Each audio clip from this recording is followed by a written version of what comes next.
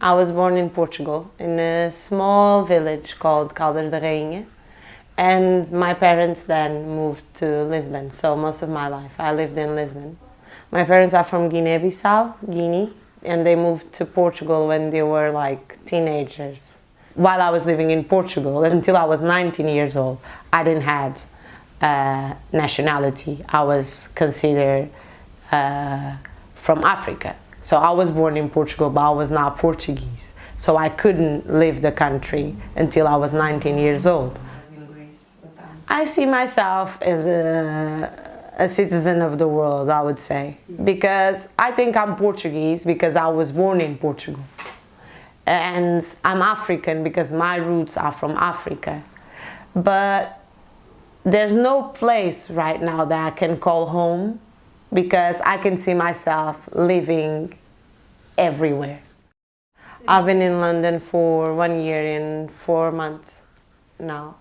I moved to London because I have a sister that is sick and they only have the treatment here. So my parents, they moved here and then I came and I joined them for that, to help, to support my family.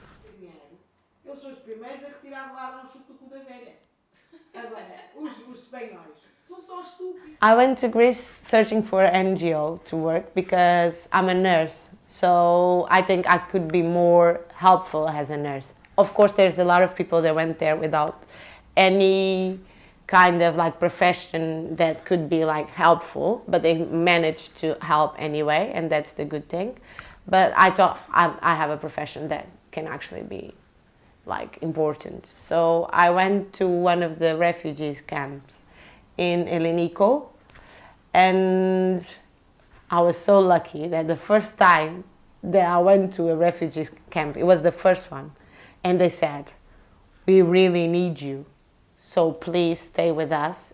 And that's what I did. I was there, I was supporting the refugees as a nurse, and the sensation is how good it is to find that they're not different from me, from you, from my mother, from anyone. They're not different, and all the things that you hear are all a lie, and that's so overwhelming because I was there every day and I never felt like they were treating me different because of the color of my eyes or because of the color of my skin.